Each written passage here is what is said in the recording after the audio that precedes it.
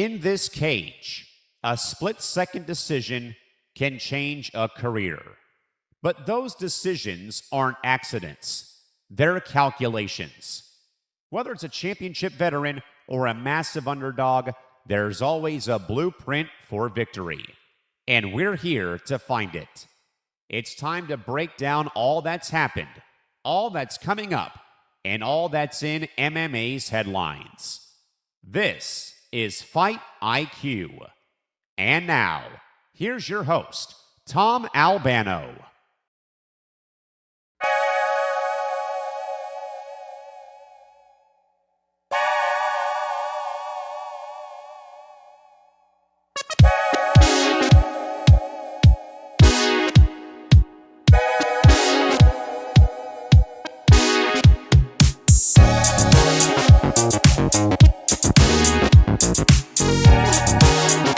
All right, everybody, welcome to another edition of Fight IQ here on the After the Bench Podcast Network. My name is Tom Albano, with you as always every week here in the Fight Lab for all the great conversations about the MMA world, all the recaps, previews, news, and so much more. We've got a lot to talk about this week. Plenty of action this past weekend, particularly in the MMA space, with PFL Tampa, UFC Sacramento. We had what we thought was going to be the final fight of an MMA legend's career, which actually ends up maybe not being the case. We don't know. We have one of the best fights in terms of main events for the UFC that I've seen this year, with Gregory Rodrigues and Anthony Hernandez. RoboCop getting the win in what was just a fantastic war, which we'll talk about. And then plenty of drama going on outside the cage, whether it be more to this Dean Thomas cornering issues and Gillian Robertson's response and everything, whether it's Alexander Volkanovski and comments that he's made, and now even comments that Movsar Evloev has made. And, of course, all the big fight announcements that have happened, or fight event schedules that have happened. So we'll get into all of that and so much more. But before we do, make sure you hit that like button, hit the subscribe button, and hit the notification bell so you get notified of everything here at the Empty the Bench Podcast Network. So ring that bell for every edition of Fight IQ, the Puncher's Chance, every pre-show and post-show for a UFC numbered card, every edition of the ETV Lounge, which I've been on most of them for the last month, every edition of Bando's Breakdowns, because obviously Zan had joined me, Zan Bando from ETV Network, former colleague of mine in the MMA space, has been with me for the numbered card preview shows, and he will continue to do such. Plenty of other stuff going on here at ATB. We've surpassed 3,000 watch hours, over 1,160 subscribers. We want to thank you all so much for that. It's your support of ETB Network that helps us keep us going. And, of course, shout out to everybody who is watching on the X platforms that we go out to. Hit like, repost, quote post, comment, share your thoughts on all the different topics we're going to be talking about today. But then make sure to come to the YouTube home, youtube.com/ETB Network, and so hit the subscribe button. And again, hit like and subscribe and help us grow here. And then, of course, shout out to all of you who are following us on social media. You can follow the show at FightIQ You can follow the network at ETB Network, and you can follow me at Thomas J. Albano. All right, let's get into everything that transpired within this week. So we're going to start with the recaps. We'll go into some news pieces and some out of the cage drama. We'll preview some of the cards for coming up for this weekend. But really, we have one UFC card this weekend, and that is UFC Shanghai over in China. So it will be a very early start for the people here in the United States, or depending where you are, it might be just a late night. And then going from that Mike Perry, Dylan Dennis fight is somehow still happening, even though the hype for that has significantly died down over the last month or so that's been announced. And then, of course, tomorrow night marks week 3 of Dana White's Contender Series. That's week 3 of 10 for the year. We'll cover that. And then, again, we'll talk about all the new scheduling stuff that's been going on and all the announcements there. All right, let's start things off over in Tampa, Florida. However, PFL Tampa taking place. Cris Cyborg fighting in what we expected was going to be her retirement fight. And then all of a sudden, we're hit with just this absolute major swerve where maybe she's not going to be done. It seemed like where Cyborg was going and everything that she has talked about in the past, that she was going to fight out her PFL contract, compete a couple more times, and that was going to be it. And now this is fight number, I think, 3 for her in the PFL. I want to fact check that for myself. I know she had the title fight in Lyon last December, and this has been her first fight since then. Yeah, so she did compete on the Battle of the Giants card. That was the Pacheco fight. Okay. So she fought once in 2024, once in 2025, and now once in 2026. That's 3 times. She also fought at Bellator 300 right before the PFL's the PFL's official purchase of Bellator. So Cris Cyborg, the expectation was that this was going to be her last fight, and then she said, "You know what? I still think I have something left in the tank." She didn't commit to retirement. Basically, she is going to think about it. She is essentially doing what Justin Gaethje did in June. She's going to think about it, and then if there's a fight that interests her, if there's a fight that tickles her fancy, she'll go for it. If not, then you know what? She's had a hell of a career, all to her. Oh my God! Hi, Chris. That's true too. You have had 8 boxing fights with 6 knockouts. And I mean, come on, Cris Cyborg, the current PFL champion, former Bellator champion, former UFC champion, Strikeforce champion, Invicta champion. Chris, my goodness, thank you so much for tuning in.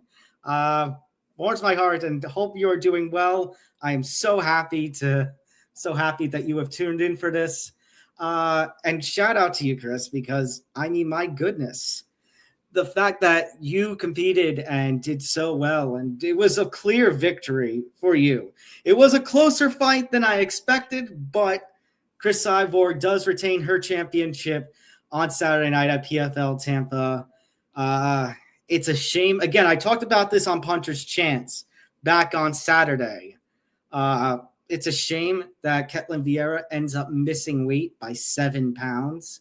So Chris was the only one. It was only Chris's title that was on the line. It was only for Chris, though. If she had lost, she wasn't going to be the champion anymore.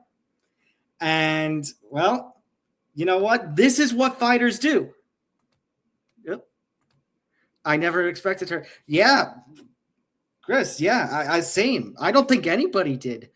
Especially, this is what I also talked about on Saturday. All the talk that she has about, she doesn't understand why the UFC cut her. And credit to her, she was a ranked contender at the bantamweight division. But to talk that game and then all of a sudden you miss weight by 7 pounds. I know she claims illness, but still, it feels wrong. And again, it feels worse when you consider she was a bantamweight. This was a featherweight fight. This was up 10 pounds. There wasn't as much weight cutting at this point. So I don't know who accepts a fight like that. Chris, that's the question that we have. That's a question that a lot of us have is, but credit to you, Chris, because you still accepted the fight. You pulled off one of the most badass things because you said, hey, I could lose the championship, but you know what? Still did it. She didn't look ill over a 5. She didn't look ill over a 5-round fight. I know. And here's something that really ticks me off. I think it was, and not saying that you are thinking of, Chris. I'm saying that this idea of a fighter, missing weight and how good it is because, how advantageous it is because, again, the numbers are kind of there. When fight commissions or athletic commissions started implementing the early weigh-ins, you saw a little increase in the number of fighters who miss weight winning fights. I talked about it on Saturday that, I would love if commissions actually, did more than just fining. I would love it if promotions did more to penalize fighters. Take a point away. Take 2 points away. I think in a fight like this, she should have had 2 points deducted. So again, she didn't look ill over a 5-round fight. And honestly, if she was penalized 2 points for this extreme weight miss, if she was 7 pounds over, why wasn't I notified before making 140? They wanted me to compete. Really? Ooh. They didn't tell you before you were done cutting weight? Oh, man. What in the world?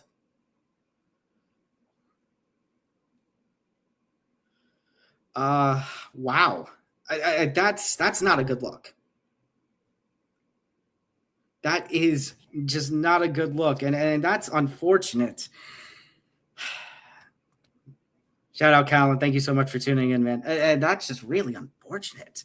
How the world do you not tell someone, hey, she's not going to make the weight? Like, then at that point, you could have negotiated a catch weight. You could have done a catch weight a hell of a lot sooner. You would have stopped cutting weight a hell of a lot sooner. So it baffles me that, like they wanted to complete the full weight cut. I guess it's because they still wanted some form of title fight, which, I guess they didn't want the card to take a hit again. I mean, the card was already going to take a hit again because they already lost a couple of different fighters for the Tampa card. But nevertheless, you know what? As I was going to say, you did a badass thing, Chris. You said, I'll still put the title on the line for myself. It'll be a vacant title if this doesn't work. And you won the fight. You man, like she tried to grind. She really tried to use her grappling. But in the end, Chris just did more. It was a PF. I figured it was the commission. But I figured it was the commission because they are the ones who oversee all the weigh-ins. They oversee all the official processes. So yeah, no, I completely understand. It was the athletic commission. PFL wanted to make it a catch weight, so if I lost, I still kept it.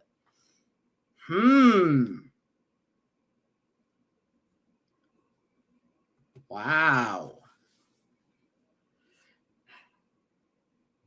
That sparks a lot of questions to the Florida State Athletic Commission. Why in the world? And Zan, thank you, my man, for tuning in. You can catch Zan Bando every week here on the Empty the Bench Network. Bando's Breakdowns, Zan Zinger Part 2. And then with me for all the different number cards for the UFC pre-shows, post, and then post-shows, and occasionally on the ETB Lounge as well. I trained to be a 19-time world champion. It was her team. They communicate with the officials, but right here, Chris said it perfectly. You are a true professional. We're going to be on weight no matter what, and you are just an absolute star. And she tried to bring her grappling strategy to you, and you just had absolutely none of it. You were in complete, utter control of this fight, in my opinion. She didn't do enough.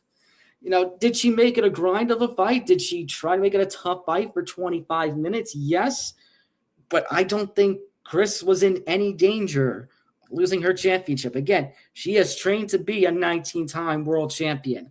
Boxing, again, a boxing star when she's not competing in the cage. 5 different promotions world championships. Nobody else has done it like that. You have Strikeforce Championship, Invicta, UFC, Bellator, now PFL, and that Larissa Pacheco fight was for the PFL Super Fight Championship as well. Want to add that to the resume as well. So, folks, this is why Cris Cyborg is one of the greats in this sport, and she is just an absolute pleasure. This is not the first time I've had the chance to talk to Cris, and it's not the first time that Zan has either. And this is why she is just an absolute legend in this sport. She is one of the most dominating forces in this sport. And, Cris, I wonder what is next for you. You threw 100 and only landed 4. I threw right. Like, look, the numbers even the numbers explain it. And I'm glad Cris brought them up. 175 punches and only landed 73. 159 punches, landing 119. The kicks to the body, to the legs, and I love the fact that you attack the body, Cris, because, when a fighter misses weight like that and you have questions about it, when a fighter comes in sick and you have questions about it, what's the strategy? Attack the body. Footwork, distance, range management. I love it. Fight IQ to secure the victory. Fight IQ. Gonna run to dinner. Thanks for the support. Cris Cyborg, the best. Oh my goodness, man. You are awesome. I appreciate you stopping by, Cris. You are an absolute legend. She absolutely did. And yes, Cris, let's stay in touch. Maybe you, I, and Zan can get together. Let's do something for the show. Thank you so much for tuning in, Cris. You are an absolute legend of this sport. I am so happy that we just had that moment here. Ladies and gentlemen, the one and only Cris Cyborg. Wow. Going back into this. So I guess, again, there's going to be question. So with what Cris told us here, hold on. Where is it? PFL wanted to make it a catchweight, so if I lost, I still kept the title. She did. Credit to her for doing this badass thing. But again, that brings a question about the Florida State Athletic Commission, why they really wanted it so much. Because if PFL, they just lost a couple of different names for that card. So losing the title fight does hurt. But on the other hand, they were willing to make it a catchweight. They wanted, if Cyborg didn't have to cut as much weight as she did. Do you think she answered all the questions? Yeah, I think so. And again, Zan, the questions now are no longer with Cris. I mean, maybe a couple here and there, but that main question does not reside with Cris. That goes to the Florida Athletic Commission. Why? Why couldn't they have just let it be a catchweight? Because at that point, then Cris could have stopped weight cutting. Because we've talked about how, great. Okay. I was like, what's going on here? I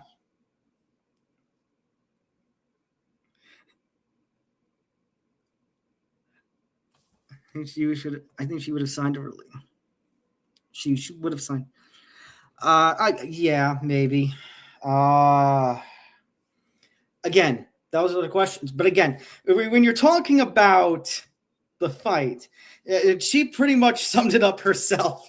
I loved the fight IQ that she threw in there. But footwork, distance, range management. Cyborg had the size advantage in this. Now everyone's going to say, well, size advantage, but she came in 7 pounds heavier. But yeah, but Cyborg is a traditional featherweight fighter. Vieira came up from bantamweight, which again, 2 things. 1, really makes that weight miss suck. When she has come up another 10 pounds, doesn't have to cut as much weight, and still misses. And number 2, she attacked the body. The stats say it. In the words of Scott Steiner, the numbers don't lie. And they spelled disaster for Ketlen Vieira. Not at Sacrifice, but at PFL Tampa. No longer in here, but I think you're going to see her competing in MVP in 2020. Yeah, I could see that. Now, obviously, she calls out Kayla Harrison and Clarissa Shields. Look, she's going to call them out. And you know what?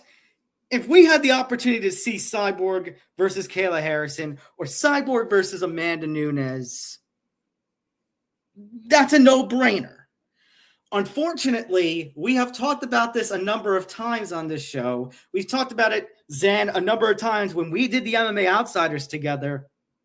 The UFC hates.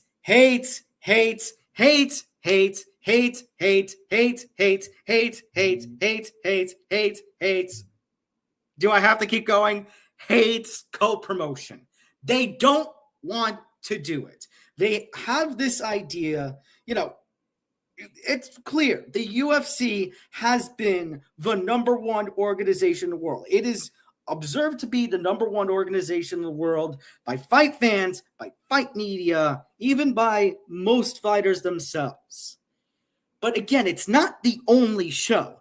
This is why I talk about, well, hold on, let me get that. Again, this is something that I've talked about in the past. Actually, very recent past. MVP, PFL, MVP, and PFL, which is going to rebrand to MVP MMA. Places like this, Scott Coker with Strike or whatever it's going to be called. The more places that there are for fighters, the more opportunities that there are for fighters, the more places that are there are live, up and going, and putting on shows, the more choice fighters have and the more choice fans have. And that's what makes this sport great. And just, it makes sense in an economic standpoint. When there is more choice, you have competition. When you have competition, or even if you don't want to say competition, if you have alternative products, then you create some form of competition where fighters are still going to have the choice and promoters are to bid for fighters, where that results in a healthy economy. Like, it goes to simple economics, like simple societal outside MMA world, real world, if you want to even use that term, economics. More places, more competition, more choices, a healthy economy. If we have a situation where we've got a freaking monopoly, then there's nothing good that comes of that. Yeah, absolutely. So, and credit to MVP and credit to PFL. And I was there at PFL Long Island. When I asked John Martin, a couple of us looked for clarity and we said, when you guys rebrand to MVP MMA, are you still going to have the promotions, co-promotions with Ryzen and such? And John Martin said yes, and we're looking for more. They're willing to put their fighters out there. Unfortunately, the UFC, which has such a barrier, if you will, is not willing to risk reputation in putting its other fighters out there. And there are consequences for that. We never saw Fedor Emelianenko in the UFC. We never saw fights like Fedor versus Brock or Fedor versus Randy. Cris Cyborg, she leaves because, in Dana White's words, that they were done with the Cris Cyborg business. It ruins the idea that we could have gotten Cyborg Nunes too. It ruins, we could have had Cyborg versus Harrison. But if you remember, Zan, early 2024, when it looks like Nunes is not going to be competing anymore, all of a sudden they sign Harrison on like an 11th-hour deal because they desperately needed the women's bantamweight competition. Again, Zan, going to the next part, Rousey Cyborg, never happened. It could have happened in Strikeforce, didn't happen there. The UFC, and it was always the result, it could have happened, but then something else happened. Rousey has publicly stated after the failed test that Cyborg had back in, 2010, 2011, maybe 2012, somewhere in the early 2010s, that she didn't want to fight anymore, didn't want to fight Cyborg anymore. And then when Cyborg comes over to the UFC, Ronda Rousey ends up getting head kicked by Holly Holm, getting embarrassed by Amanda Nunes. And unfortunately, that was the end of Ronda Rousey's time until the MVP fight. If they throw Rousey the bag, I wouldn't be surprised if they made it happen. It's probably, Zan, going to take a lot of, a lot of money and a lot of convincing. If they manage to make Rousey Carano happen, there's no reason why they can't make Rousey Cyborg happen. So, wow, that was a wild 30 minutes to start the show. Oh my goodness. That was a swerve and a half. Wow. All right. Let's see. Okay, so not even 30 minutes. We got to 7:26. I'm looking at the live timer, which includes the 5-minute lead-in. So, in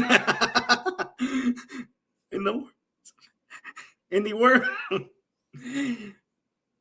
Zambano channeling his inner Tony Schiavone. This is the greatest night in the history of our sport. No, this is the greatest episode in the show's history by far. Hold on a second. I want to reply to you, Zan, but I want to reply to you in a way that, let's see. In what ways can I reply here? Let's see. That's one. There's too many negative sound effects in here.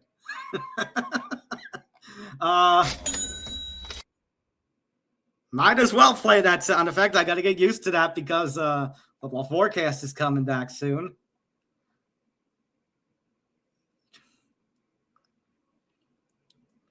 Actually, no. I found the sound effect.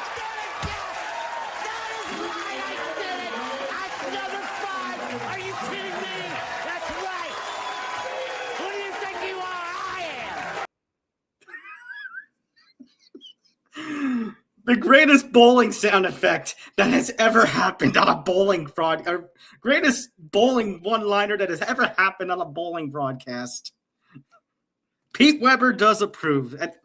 Hey, make it and they will go. Yeah. Hey, we just had the Field of Dreams game in MLB. Yeah. They will come. They will have it. Please. Again, if we had Rousey versus Carano, no excuse that we can't get Rousey versus Cyborg. Let's make it happen, man. All right. I need a minute after that. Oh, my goodness. That was great. And then as far as Claressa Shields goes, I don't know what Claressa Shields is going to be doing MMA anymore. You know, she had the little stint that she did in the PFL years ago. I think I think Cyborg would do it to me. Yeah, I think Cyborg would be down for anything. Harrison, yes. Nunes, yes. Rousey, yes. And again, Cyborg, I talk about calling out Kayla Harrison, but she also did mention Claressa Shields. You know, Cyborg did say, you know, there was the question, it might be her last in MMA. Doesn't mean in combat. And as Chris mentioned, she's won boxing matches in the time she's been out of the cage. She is winning boxing matches by knockout. I think you put Cris Cyborg, Claressa Shields in the boxing ring, I think that would sell. That would be a fantastic women's fight. That would be unbelievable. We need stuff like that. All right, let me go over to UFC Sacramento before I forget anything else because I give my hat off to Cris Cyborg. I also need to give my hat off to these two gentlemen, Gregory Rodrigues and Anthony Hernandez, pulling off one of the best wars that I have seen this year. Just fantastic performance all around. And you know what? I'm happy on the Best Bet show that I did fight to start round 3, yes.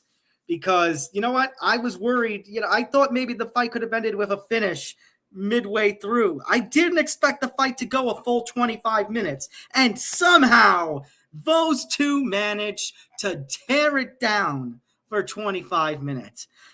You got great stuff happening on both sides.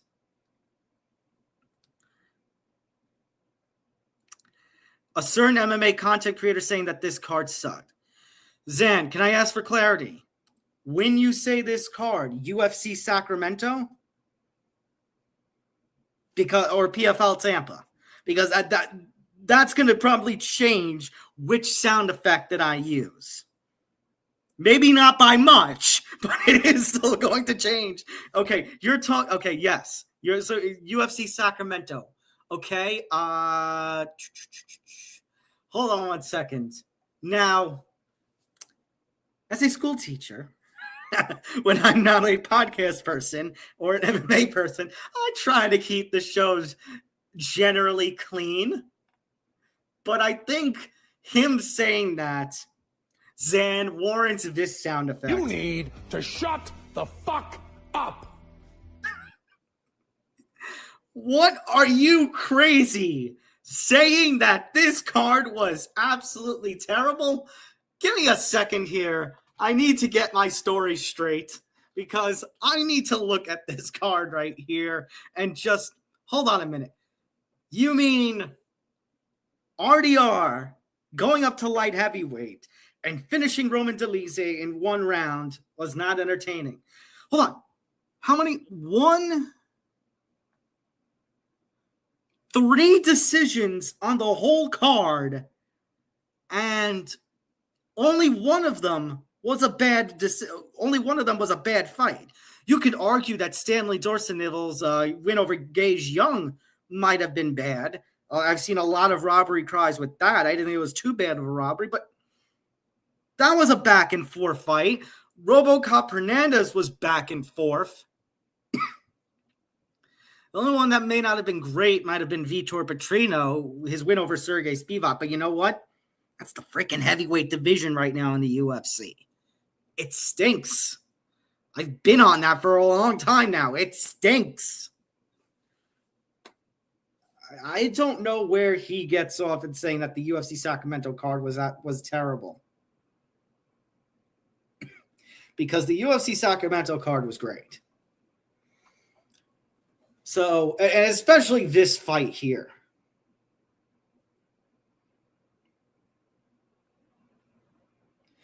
That was just amazing. You know, for those who missed it, let me break down exactly what happened in this fight. So, round 1 comes in, and we go into this fight. I said it, UFC media said it, other MMA media have said it.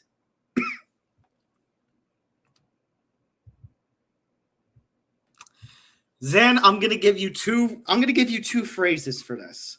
1, rage bait, and 2, damn it, where is it? Okay, here's the second one. Clown show, clown show, clown show, clown show. Clown show.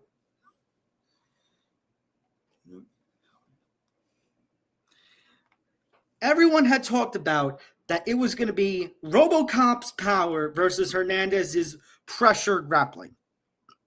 If Gregory RoboCop Rodrigues was able to land his power, it was going to be trouble for Hernandez. And you know what's funny about that? He did land his power early. This one could have been done in round 2. But Fluffy survived it. He weathered the storm.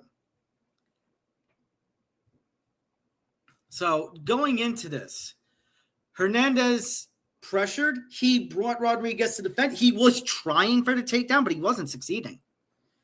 And then the fight went to the center. And here is a criticism. Like, Fluffy has some good hands too, but definitely not the kind of hands that RoboCop has. So I really don't know what he was thinking trying to exchange with him, because this wasn't great. I mean, that wasn't going to be great, I feared. And it wasn't as bad as I thought it was going to be, but still, RoboCop had a clear edge in this one when it came to the striking. And Hernandez continued to try and press. He didn't get much with it. And then round 2 was a striking clinic where the two fought with one another, plenty of exchanges. But again, Rodrigues had the clear advantage. And what else was noticeable was the leg kicks.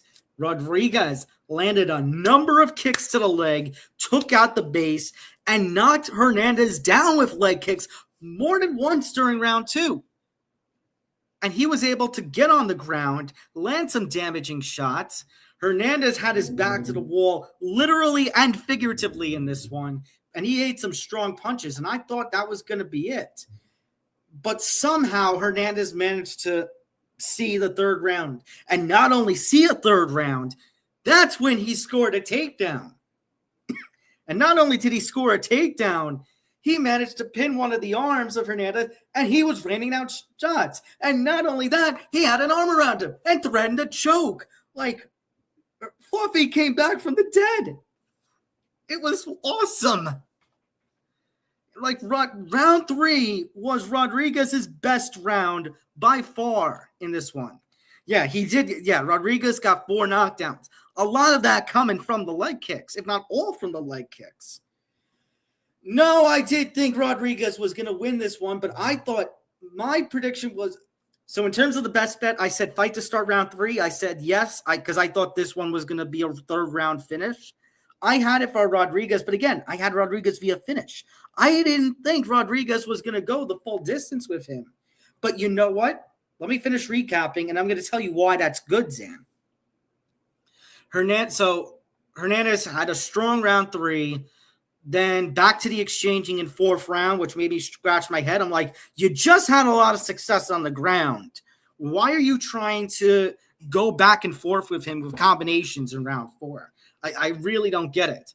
Rodrigues had some amazing power again that was on display. More flurries. It looked grim again for Fluffy, but he survived again. Hernandez went for the takedown, clinch exchange, more striking exchanges, got his last knockdown of the fight.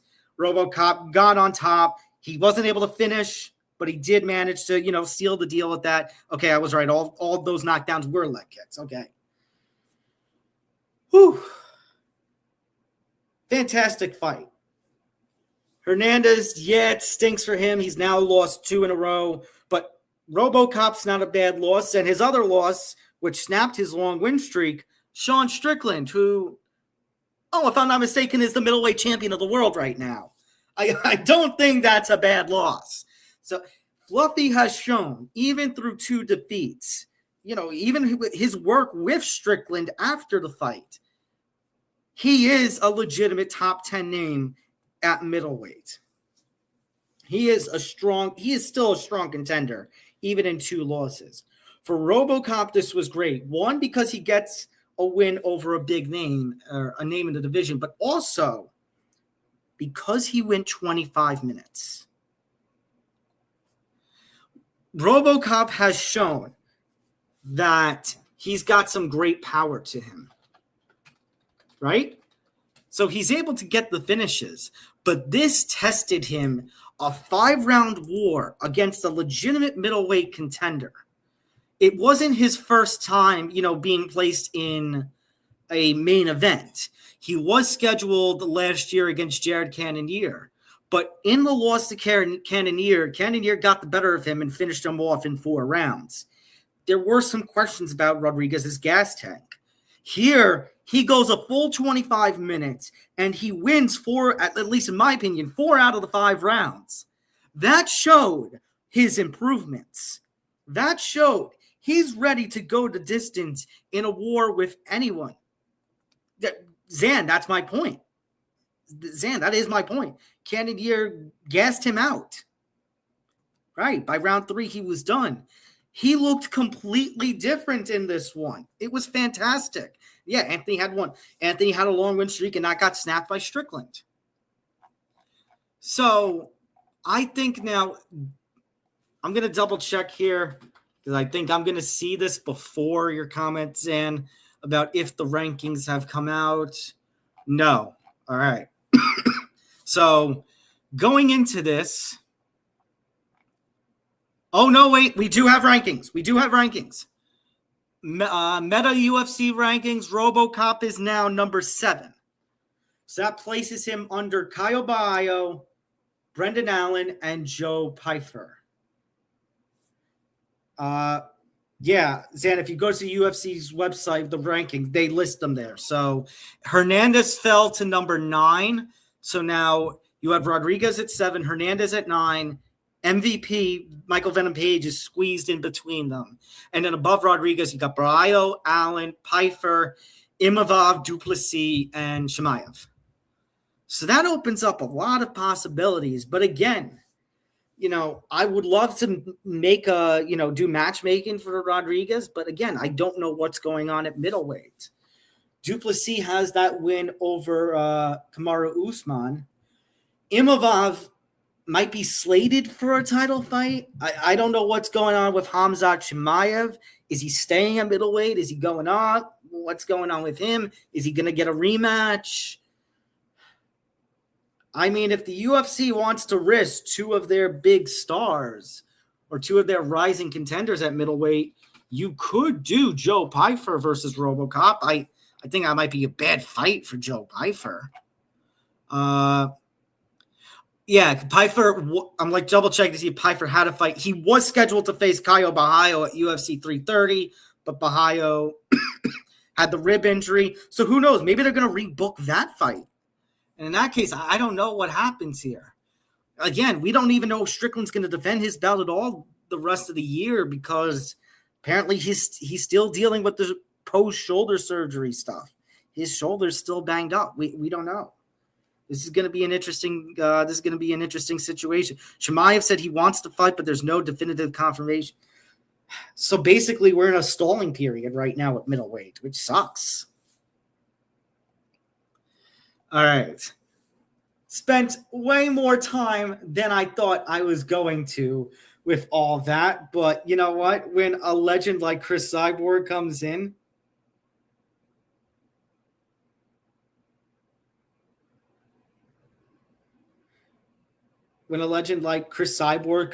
man, you just gotta respect it.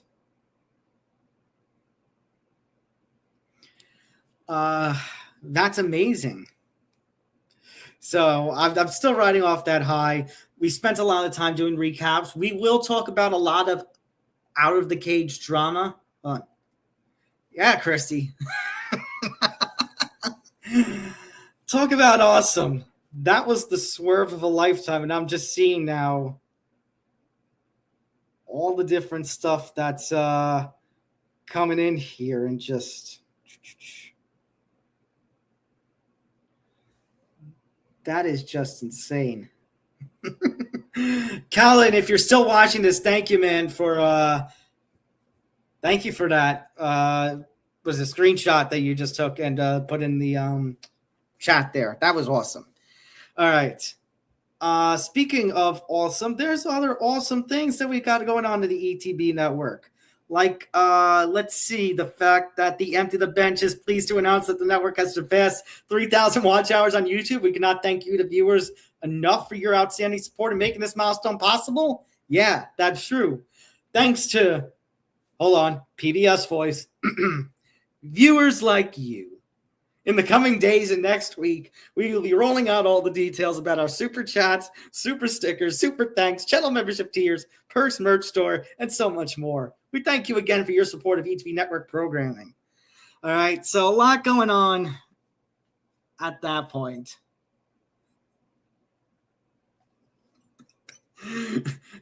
One of my friends just commented something because he's just saw everything that happened. Wow. You want to talk about most surreal moments in ETV Network history? I'm flustered because I didn't expect that all of a sudden Cyborg was coming to PBS. I'm sorry, Nick. The way you word that, Reed. Like I say, when I hear viewers like you, I think of PBS. I think of Sesame Street. I think of Arthur. Oh, my goodness. Fight IQ is brought to you by the letters I and Q. Uh, oh my goodness. You know what? We're going to have to do a couple of serious topics here, but let's do this one first. Let's talk about some of the salaries here with UFC Sacramento, because we never get to see salaries anymore. It's only when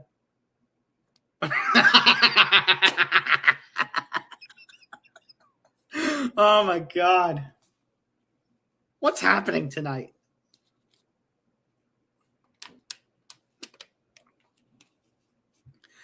I feel like I've just entered the Twilight Zone. Anyways, we don't get to see the salaries all too often because for some reason now the commissions are closing those off. They've closed them off for several years now. And I wonder if there's a promotion out there that might have had some influence on that. I wonder. But we get to see the full salaries here, or maybe if it's not a promotion, what brain dead individual within the athletic commission, one athletic commission doing it and then the rest of them do it, because it just seems to be dominoes within this sport with the athletic commissions. And I'm talking about dominoes as in the game dominoes. I'm not talking about any pizza. Here are the full salaries for some of the UFC Sacramento participants, by the way. So RoboCop got $340,000 for that fight. He got $170,000 to show. So both RoboCop and Fluffy were on $170,000 to show and $170,000 to win. So RoboCop got $340 because he got $170. Hernandez just got his show money because obviously he didn't win. Petrino got $100,000 to show and $100,000 to win. Spivak got $125,000.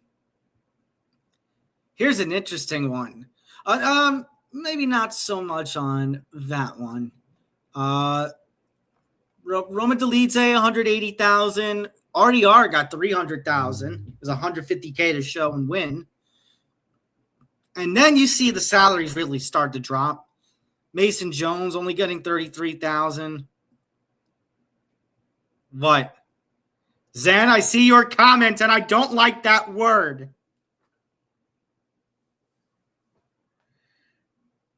Zan, is this a wee-woo alert?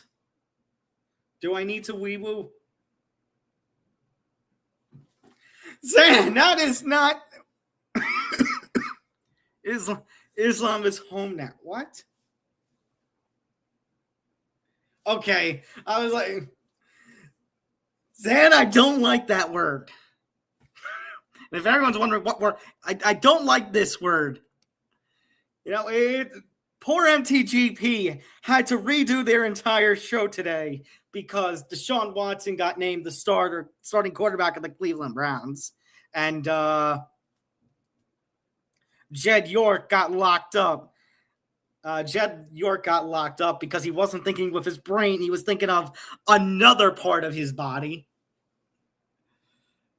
My God. Anyways, here's the interesting. So Jesla Chavez she fought on the main card and only got $12,000. Is that because this was her first UFC fight or only her second? And she's a Contender Series alum. So she's on, and this is the issue. And this is something I always talk about with what's good about MVP. Because when Jake Paul and Badarian put on that first card with Rousey and Carano, the lower card people got $40,000. Those fighters were making 3 to 4 times more what these names coming in from the Contender Series are making. Hughes, $12,000. Larion Douglas, $12,000. Terrence Chapman, $12,000. Hell, Anthony Wint, who just fought on Contender Series last week, on the premiere of Contender Series, and got the opportunity to make the quick turnaround like he did. $10,000 to show and $10,000 to win. Like, I get it that if you're more of a veteran talent, you make more. I get it that if you're a main event level talent, you're going to make a hell of a lot more. But this is what I talk about with the unfortunateness of the UFC being positioned as so high above promotions like MVP, PFL, Octagon, KSW, Ryzen. Again, this is why it's important that there's not a monopoly. This is why choice is important. This is why you all should be supporting MVP. I know that makes some people sick because they hate Jake Paul. You don't need to tell me twice. I was there at the PFL Long Island card where they did all the F Jake Paul chants. But there is an importance.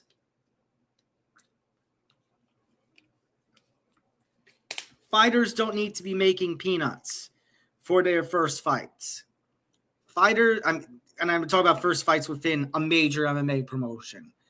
Fighters don't need to have, a second job when it comes to their careers if they're going to be a full-fledged professional. Maybe they have it for the benefits, but look at Stan Dorseneville from this past weekend's card. Home Depot worker. And he's still going to be working at Home Depot, maybe with less hours, I think he said. He only made $24,000 from this one fight. And you say, that's great. But then remember, anything he's got to pay for, his team, any services he's used during the training camp, how much of that is he really going to be left with? And you can say, well, then there's sponsorships and locker room stuff. Yeah, but one, those aren't disclosed, maybe for reasons. But the other thing is, again, UFC doesn't do sponsorships. The UFC has that uniform thing where everyone's wearing the traditional fight kits of the UFC. So I say traditional as if it's always been a thing. No, it hasn't always been a thing. It's in the last 12 years or so. It's one of the more disappointing things that we've seen. I know Dana White and company have talked about how it makes them look more professional, less like NASCAR. But still, if a fighter has an opportunity to be making money, fighter has an opportunity to be making money. It shouldn't be taken away from him. All right. Here's the other question. And I bring this up because this has been a very big talking point. Zan brought up MMA Joey before. James Lynch has had a video on it.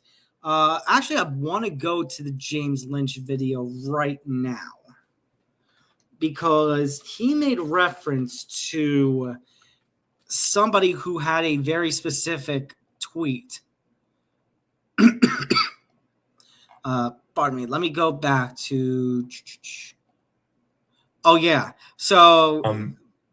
Women's bantamweight. Oh jeez. So who was it? Was it Luca Fury? Yeah, that looks like it was Luca Fury who made a tweet, and I think those tweets are still up. Okay, here it is. Let's see if maybe I can.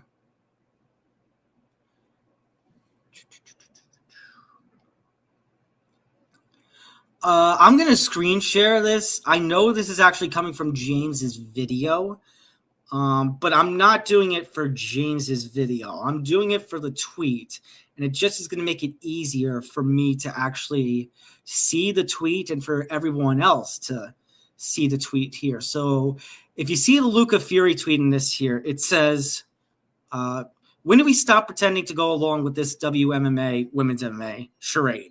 Fans in the arena boo every female fight into oblivion. Everyone on social bashes every fight. Rogan and DC complain live about how ineffective the fighters are. Dana doesn't defend them. Who are women's MMA fights even for? And then he goes on. Oh, now Luca Fury in another one quote tweeted Ant Evans. Those who don't know who Ant Evans is, he's the former. He's one of the former PR people for the UFC. And I guess this was in middle of the Mackenzie Dern fight. Yeah, so this was in the middle of the Mackenzie Dern, Gillian Robertson fight. He tweeted out, and Evans tweeted out, quote, Christ on a stick, this is crap. Luca Fury then quote tweets that and says, "This is the former UFC PR head who was there during the Ronda Rousey days. Everyone agrees that every women's MMA fight is garbage, but we just, for some reason, can't all collectively admit it. We have to pretend that each bad women's fight is an outlier, even though it's all of them."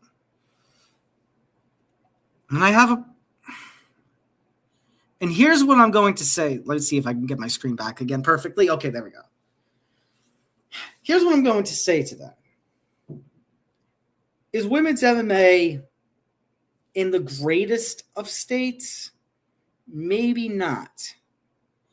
This is definitely not the Rousey era. This is definitely not the women's divisions of the UFC in particular, not what they were 5-6 years ago. This is a little bit of a downturn. But you know what? Can we be real? How many divisions in the UFC have a great rating right now? Not women's MMA divisions. Divisions. If you want to tell me that women's strawweight sucks, well, guess what? Number one, women's strawweight definitely has hurt. And if Weili came back down, I would love to see Mackenzie Dern versus Weili Zhang. I talked about it already last week, 2 weeks ago. But you know what? Heavyweight is such a trash. It's a flaming hot garbage. It's heavyweight. It is a dumpster fire, the heavyweight division. You want to tell me women's bantamweight ain't great? It definitely, I will give you that it definitely hasn't hit the same since Amanda Nunes left. But one, Kayla Harrison is there, and Kayla Harrison is proving that she is a star. And number two, light heavyweight ain't great. Middleweights, like we just talked about with Zan, middleweight is kind of in a bit of a stalemate right now because we don't know what's going on with Strickland and when he's going to defend the belt next. Welterweight's fine now, but there was a period late 2010s, early 2020s. I did not like the welterweight division. Lightweight, insane deepness when it comes to both the UFC's division and outside the UFC. Same goes for bantamweight. Same goes for flyweight. I think the issue we're having is a couple of different things when it comes to the year that is women's MMA. Let me see if I can pull the rankings back up again. Actually, I don't need to pull up the rankings. I still will, but Christy has answered it for me. There are questions about who I think that, hold on, let me pull that up, Christy. Let me pin your comment and everything, because that is ultimately the question, and that ultimately I think is where I'm going to. You know what? For women's strawweight, you have Mackenzie Dern, Weili Zhang, Verna Jandaroba, Tatiana Suarez, Yang Jinan, but then Gillian Robertson is right there. And Gillian Robertson got trashed by Mackenzie Dern, which means there is a significant drop-off after the 5 first names that I mentioned. You've got Fatima Klein there. She's one to watch, but she's still another couple of fights away from challenging for a championship. Maybe similar story goes for Alexia Thanera.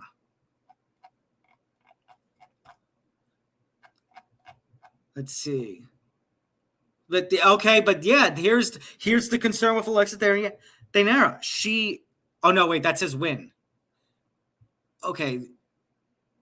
I don't like the UFC website when it comes to some of their fighter profiles. Hey, weird. I'm like, hold on, she didn't lose to Lemos. Okay, she did win. Okay, so again, Alexia Thanera. Similar story for Fatima Klein. They're still a couple of fights away. They're only ranked number 7 and 8. Lupi Godinez I like, but she's down at 11, and she lost to Tatiana last time out. Women's flyweight. You've got Shevchenko, you've got Silva, Fierro, Grasso, and then I mean, Weili Zhang's still ranked there. I don't know how much longer that's going to last. Again, Wang Hong is there, but she's still a couple of fights away. You know, she has the win over Cortez.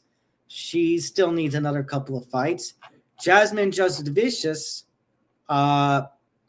she lost to Manon Fiorot. She's got the rebound against Silva. But again, another couple of fights away. And then women's bantamweight, Jocelyn Edwards is number 1. Norma Dumont is number 2. She lost to Edwards. You know, that was a title eliminator. Let's see, Jocelyn Edwards. She's got a winning streak. Striking accuracy, 53%. 8 finishes by knockout. But 18-6, that's a number 1 contender. So when it comes to strawweight and flyweight, I think it's a matter of, as Chrissy said, you know, taking one, that there's number 1, a distance between top 5 and the rest. And there needs to be somebody who, in Christy's word, has aura and star power. And the unfortunate thing is, I mean, Mackenzie Dern, they need to book Dern versus Zhang at some point. Valentina Shevchenko, I love Valentina so much. I would not actually mind if she headlined UFC 332 in Salt Lake. I actually wouldn't mind that because she's been around for so long. She's been a dominating force at flyweight other than the Alexa Grasso loss. Kayla Harrison is fantastic. I have loved her since she was in the PFL. Hell, I've loved her since she got the gold in 2016 in terms of gold medal at the Olympics. But that women's bantamweight, of the 3 divisions in the UFC, women's bantamweight is by far the worst. By far the worst. And that's why we're getting Amanda Nunes out of retirement, I guess. And it stinks because Kayla Harrison, I think, could be that person who has, in Christie's words, the aura and star power. So it's just a matter of we need a next big thing. We need, if we're going to talk realistically with the UFC machine, we need somebody who can be, let's say, the Sean O'Malley of women's MMA in the UFC. Somebody who is going to be backed by the machine, but still invest all the time and effort and everything in them in terms of getting somebody that star power. And the other thing is we just haven't had the title fights this year.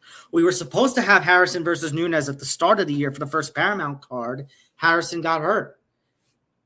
The first women's title fight we just in the UFC in 2026, we just had with Robertson and Dern. And we're waiting on Shevchenko Silva to be made, or at least be made official. The talk is 332 in Salt Lake, but that hasn't been confirmed by the UFC. Harrison versus Nunes, they're talking about. It's going to happen before the end of the year, but we don't know. I've heard rumors that it's 332 in October. I've heard rumors of 335 in December. Some point, but we don't know when. It's definitely not going to be 333 because those 2 title fights for the Abu Dhabi numbered card has been announced. It's not that one. 332, 334, 335. Dealer's choice, basically. All right. Speaking of Gillian Robertson. Speaking of, let's talk about this Dean Thomas controversy. Because once again, we're back to this, and in an update that is a little unfortunate, he basically was like, you know, we talked last week about the apology. And it turned out that he never actually apologized to Gillian Robertson before going back on the air on the podcast that he does to apologize. And Gillian Robertson basically did not forgive him. And then Dean Thomas said, you know what, screw it. I'm going to unretire. And he's going to corner Sean Brady. So This really is unfortunate. He retired for about 5 minutes, which again, number one, he should not have been doing any sort of media, what do you call it, the cage side analyst position thing that he does while he's cornering a fighter on the same card. Stupid. Now he's going to be cornering Sean Brady for Gabriel Bonfim. So he retires for about 5 minutes. Typical MMA retirement, am I right? And he publicly criticizes his fighter. Did Robertson deserve criticism after her performance? Sure. But to basically be there in front of the camera saying you've taken her as far as she can go, she's not championship material, and effectively abandoning her when she needed him the most and pretty much giving up on her mid-corner. I was talking to my dad recently about that. He said, then that's a bad coach. Right? But Dean Thomas is a hell of a coach. Yeah, but that was a weak-ass moment for a coach. And unfortunately, the line between Dean Thomas, the coach, and Dean Thomas, the broadcast personality, got blurred at UFC 330. I justify Gillian Robertson not accepting the apology. The way Dean Thomas handled this was crap. And I hope Gillian Robertson is done with Dean Thomas as a coach. And what's going to be the credibility of Dean Thomas now that he's going to be cornering Sean Brady? And if Sean Brady loses to Gabriel Bonfim when it comes to Vegas 124, November 7th, what's going to happen to Dean Thomas's credibility there? So a lot of questions as regards to that. Anthony Smith, he is home following the July arrest that he had for domestic violence and just the really concerning and shocking allegations that were coming against Anthony Smith. He released a statement on social media. He posted a photo of him at home with his family. He says, happy to be home with my household full of Ys. WHYS. I'll be able to tell my story someday soon. Until then, you guys just keep making it up as you go, winky face. Quote, character is revealed in chaos.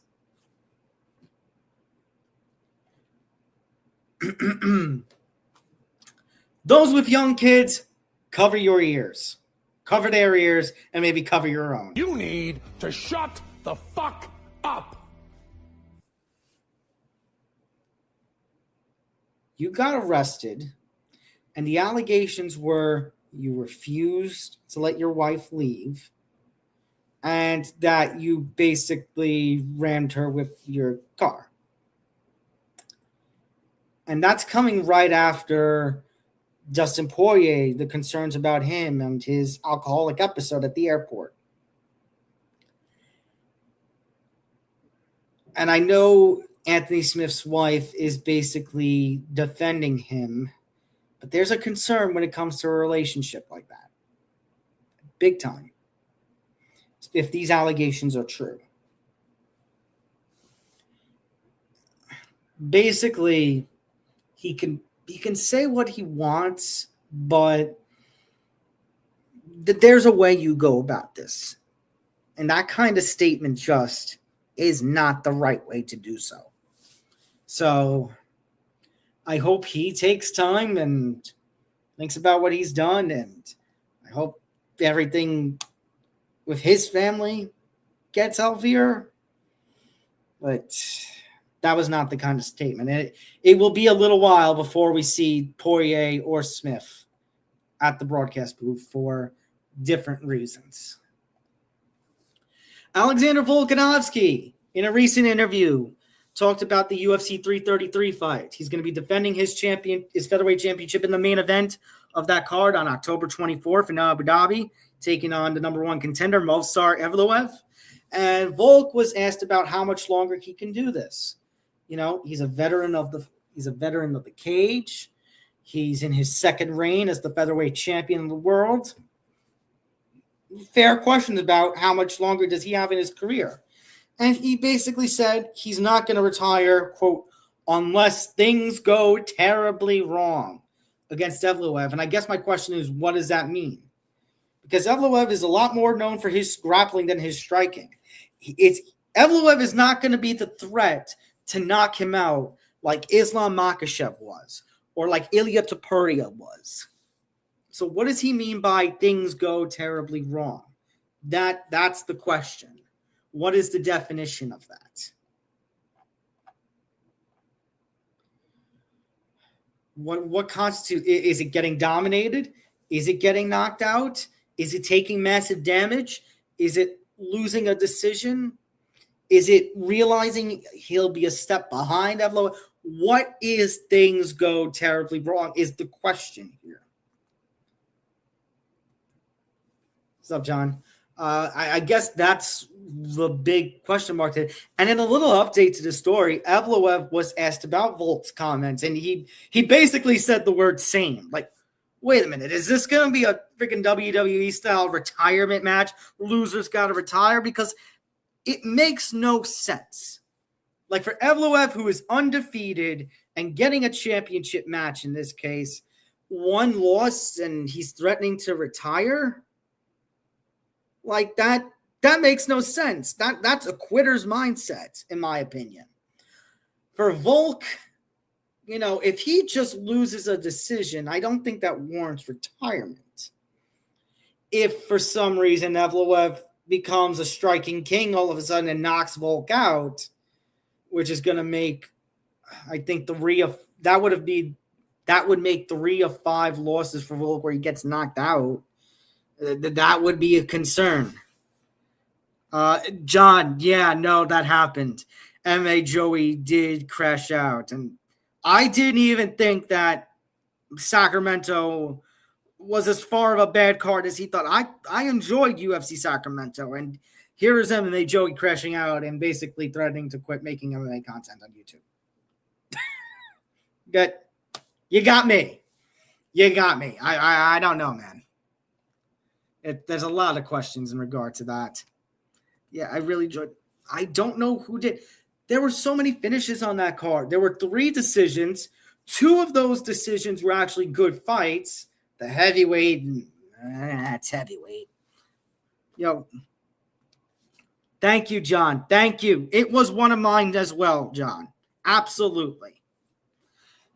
And the one on the prelims involving Stan, the Home Depot worker, I mean, that the decision's going to be debated, but and you see, John, this is my problem with MMA media on YouTube, or I shouldn't even say MMA media, MMA content creators.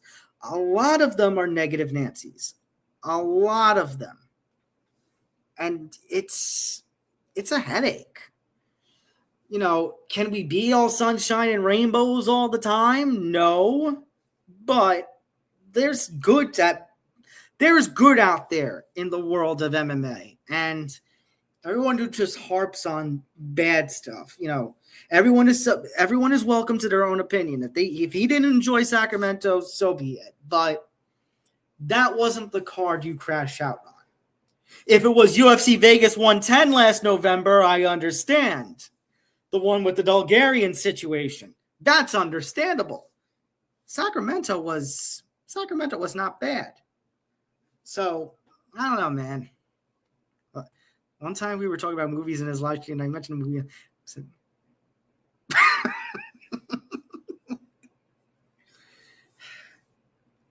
I guess MMA Joey is just one of these people that if you don't respect their opinion or if you don't agree with what they say, they just give an attitude. So,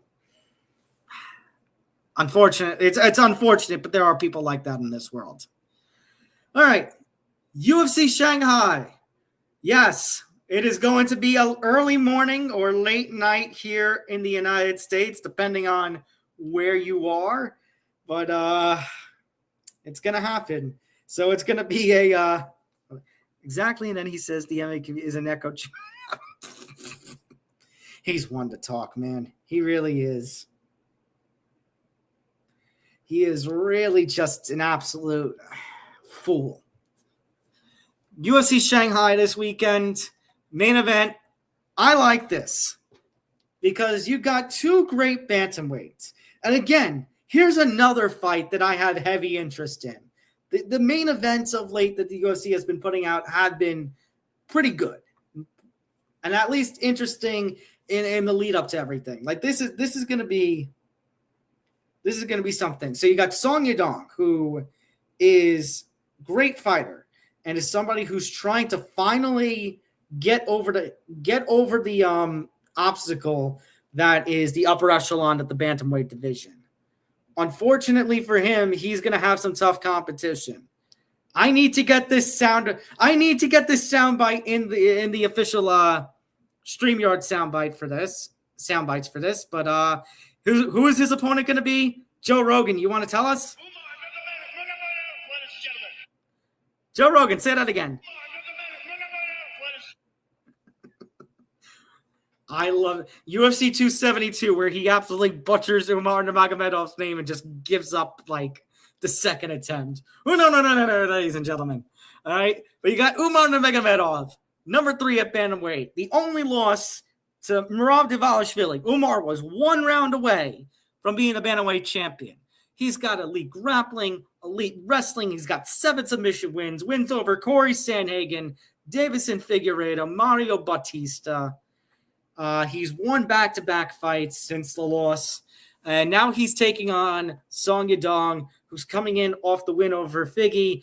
Well, fantastic performance last time out for Yadong. And he's going to have the hometown edge, obviously, with this card in China. And Song Yadong, dangerous with the striking. So I don't want to call this a grappler versus striking matchup because that's so cliche. You know, I try to avoid doing that, but the reality is their bread and butters are respectively the grappling for Umar Nurmagomedov, the Dagestani wrestling, taking on Song Yadong, and the vicious striking that he's developing. So the question for Song Yadong and what's going to get him the victory and what's going to get him into the upper echelon, into the top 5 at bantamweight, hell, maybe even the top 3 at bantamweight.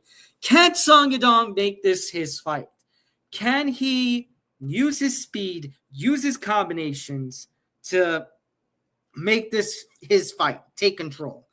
Maybe he stands back and tries to counter. And he's going to have to maybe fight this from a little bit of a distance because with Umar, the minute he gets comfortable, it's going to be cage pressure. It's going to be chain wrestling. It's going to be taking the fight to the ground, top control, threatening the back, threatening submissions. Song Yadong needs to keep this fight standing as much as possible. If Umar goes in the way that he went in against Merab, this might be a little bit of trouble for him, but I don't think so. You know, would I love to see Song Yadong break through and not be a gatekeeper in the division? Yes. It's just tough against somebody like Umar, who's still right there. So I'm as of this point going to go with Umar by decision as my prediction. This would be an interesting card to watch, though.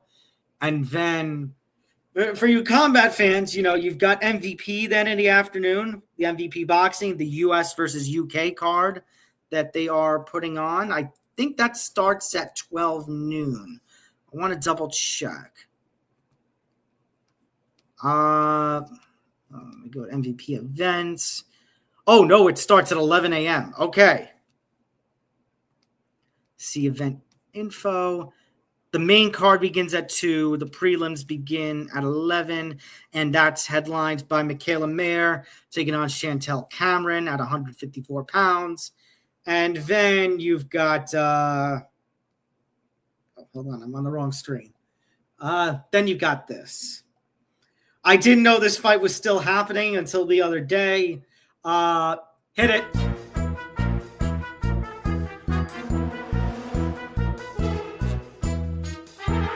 Remember that promotion, Fight Circus? Yeah, this is what it's going to be. It's going to be a circus. Is this fight even going to happen, or is Dylan Dennis just going to pull out the day of the weigh-ins?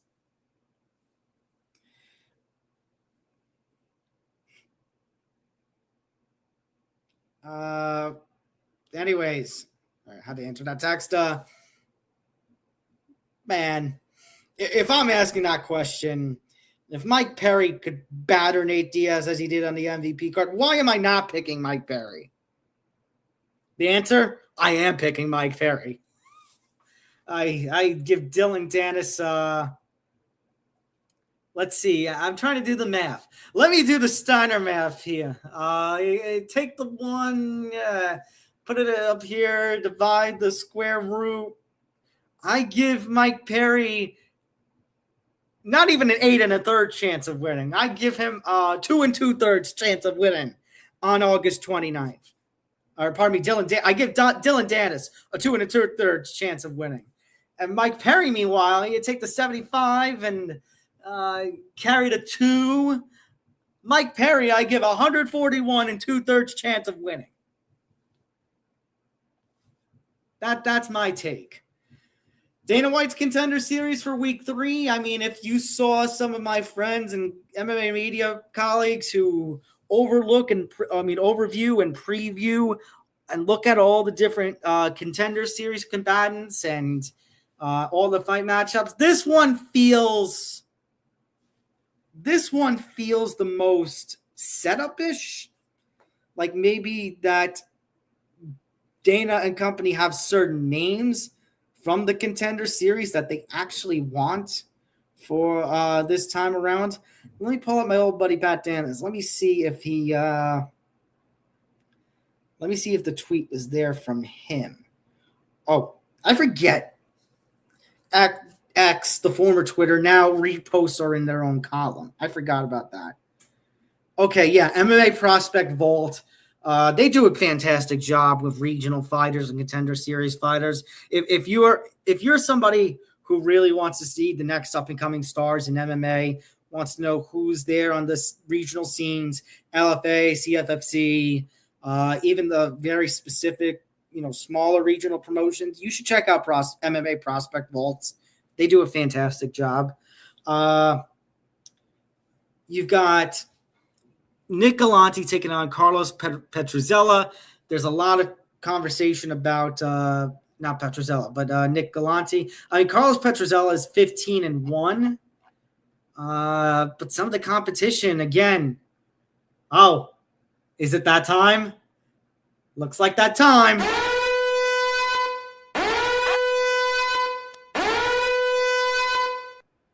Actually, let me share the tab with you. Let me share the Tapology page as I'm going through this. Carlos Petruzella, the issue that I have with this, 10-12, 16-14, losing to a 10-0, 4-0, 8-4, 23-19, 23-19, 11-25, 10-5. This is not good competition for somebody who's going into Contender Series. Meanwhile, Nick Galante beating a 5-0 fighter to claim a CFFC title, 6-2. He hasn't fought the greatest of competition himself, but coming in off a finish in CFFC. Actually, hold on. Most of his fights have been with CFFC, and winning a CFFC title in your last fight, that rings prospect, in my opinion. Another interesting one, you've got Ronald Humphrey at 4-0 taking on Alexis Miranda. Humphrey, 4-0. Just getting started in his career. 4 fights, 4 finishes, 1 in LFA, 1 in CFFC. Taking on Alexis Miranda, who's 9-2. And coming in off the split decision against Ricardo Chavez. I think I got to do it again.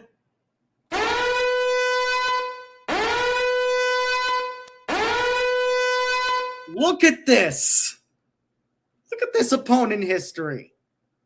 Those who don't know me, when I'm looking at prospect fights like this and I see opponent histories like this, I throw the red flag. I'm concerned here.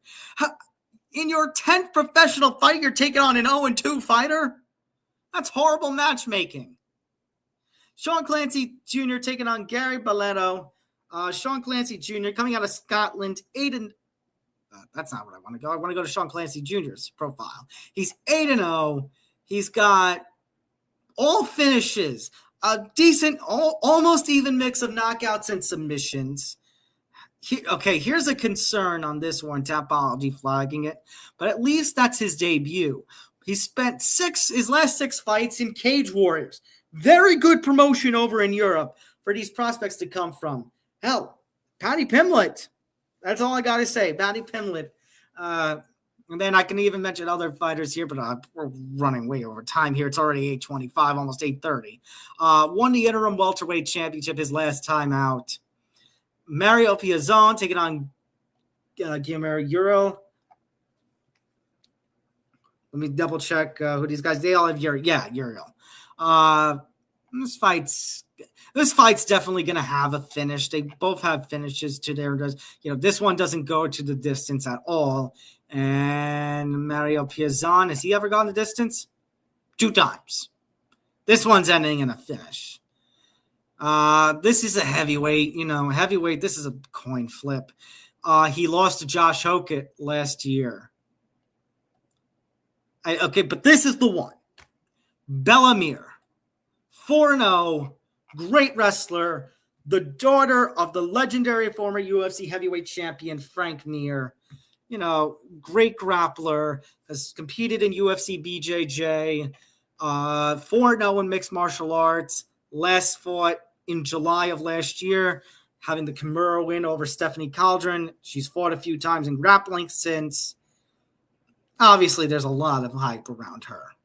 Taking on Alex Apodaca, who's 3-1, decent competition. Fought in LFA in an amateur bout. Fought in Fury FC last time out. Actually, weeks ago, got the win over Devin McDonald. Oh, that's right. She was supposed to fight Olivia Beerley, but apparently that fight fizzled out. So Apodaca stepping in on short notice, and, well, that's not going to end up well. All right. We got a lot more topics that we got to get through, so let's go to, well, what we call in the pardon the interruption space, the big finish. All right, so let's quickly run through the rest here. Yair Rodriguez is out. Jose Delgado is in, taking on John Silva in the main event of Noche UFC 4. This definitely hurts the main event. Jose Delgado definitely does not have as good of a flavor to it going against John Silva as John Silva versus Yair Rodriguez does. Silva has a lot of hype to him. Silva, is trying to be positioned.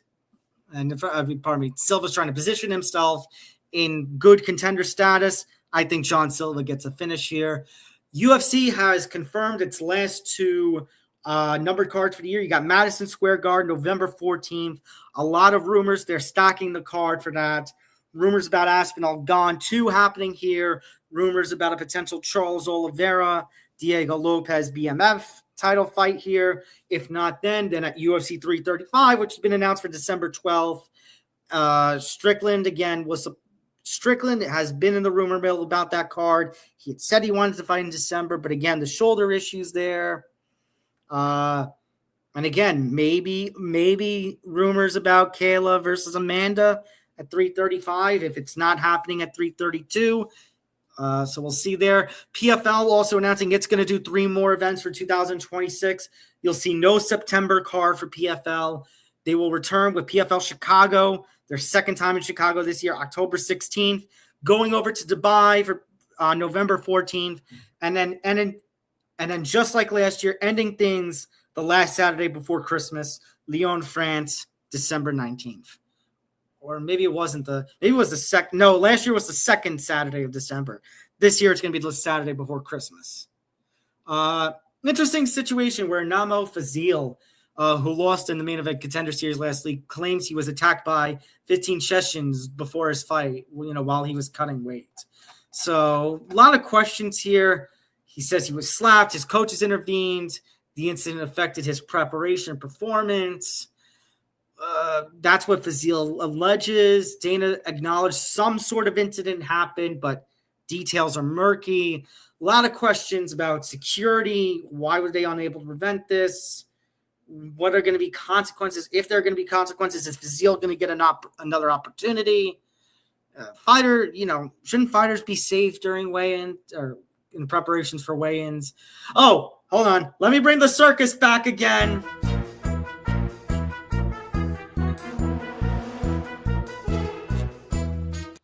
Again, we talk more MMA than boxing on this show, but it involves Dana White, so I got to bring it up.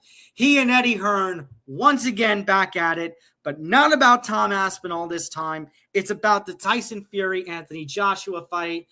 Rumor is that's going to be announced for November 20th, the Friday after the UFC card at MSG, and Tyson Fury versus Anthony Joshua will also supposedly take place at MSG. But Eddie Hearn is stepping in saying all the agreements for the fight were that the fight was going to take place in the UK somewhere, and even threatening at one point if this fight is even going to happen, which is a little bit of a shame. You know, and Dana White, supposedly, him and Zuffa Boxing are trying to get involved with the promotions for this. Hearn has criticized White's involvement. If White can actually promote the fight, you know, he even said at one point, I should be suing Dana White for him trying to get involved. And it's all the talk about who actually wants the fight, who wants to do what. And it's a shame. Somehow this fight is still not happening. So is this actually about Fury Joshua, or who is about to control, or who is it about? Let me try that again. Or is it about who gets to control one of the bigger boxing events of the year, which is sad to say, because this is a fight that should have happened 7, 8, 9 years ago and not now. But boxing gonna boxing. And then Tyron Woodley, he did an interview recently calling out Khamzat Chimaev and RAF, and apparently he has teased very recently during the lead up to RAF 12 that he might do one last run in mixed martial arts. All respect to him, because he's a hell of a wrestler and a former UFC welterweight champion, but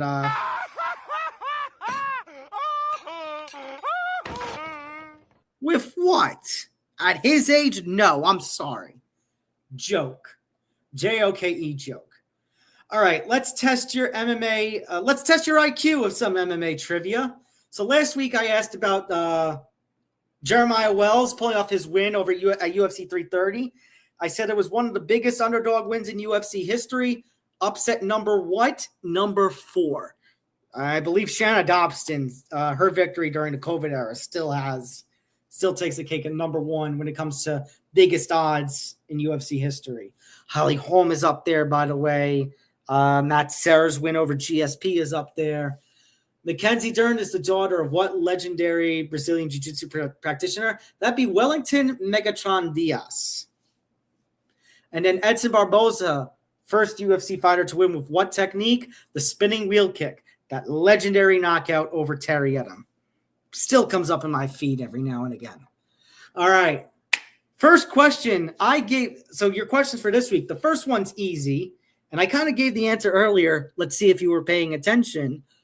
What are the 5 promotions that Cris Cyborg has won major MMA world championships in? She's the only athlete in the mixed martial arts world to do it. 5 promotions, 5 major MMA global promotions, winning gold. What are they? Number 2, Anthony Joshua. If we're going to talk boxing, we're going to talk about MSG. Anthony Joshua fought at MSG in 2019, and he lost in one of the biggest upsets in boxing history when he lost his heavyweight titles to who? And then when we talk about UFC Shanghai, who headlined the first UFC card in Shanghai in 2017? A little easier this time around. Programming note, you're going to see Puncher's Chance this week, the betting show for UFC Shanghai on Friday night at 9 p.m. Eastern, because obviously I'm not getting up in the middle of the night. I need to get rest because we got UFC Shanghai, and then I'm going right into the MVP card. So there's that. And then a programming note, no Fight IQ next week. Next week, you're going to see almost all exclusively football programming here on ETV Network as we kick off the NFL season. Will we do a Puncher's Chance for UFC Paris? That's still to be determined. And then we'll be back the week leading into UFC Noche after UFC Paris. Fight IQ, time to be determined. We don't know what that's going to involve now because we're going to be doing a special for Football Night on the Bench in Fight IQ's normal slot in 2 weeks' time. So that edition of Fight IQ will be, again, to be determined. We will be back in the time slot, Monday of 7 p.m. Eastern, 4 p.m. Pacific, on Monday, September 14th. Getting you all ready for the lead as we lead up to UFC 331 in California on September 19th. But until then, make sure you hit that like button, hit the subscribe button, hit the notification bell so you get notified of everything here at the Empty the Bench Podcast Network. If you're watching on X, like, repost, quote post, then come to YouTube, our YouTube home, youtube.com/ETV Network. We're over 1,160 subscribers, over 3,000 watch hours. We thank you all so much for your support. And don't forget to follow the show at Fight IQ ETB. Follow the Empty the Bench Podcast Network at ETB Network. And you can follow me at Thomas J. Albano. Thank you all for tuning into this, again, little long edition of Fight IQ. Big thank you once again to Cris Cyborg for jumping in on very impromptu short notice and tuning in and talking to us in the comments. Shout out to Cris Cyborg for retaining her championship. Still, PFL Women's Featherweight Champion. Was it the last time we saw of her in MMA? I'm beginning to think not. But if it is, tip of the cap to an absolute amazing Hall of Fame athlete. But until then, thank you all for tuning in. My name is Tom Albano. I'll see you all Friday night for another edition of Fight IQ Puncher's Chance as we get you ready. Best bets and preview for UFC Shanghai. Until then, this is Tom Albano saying good night. Good night.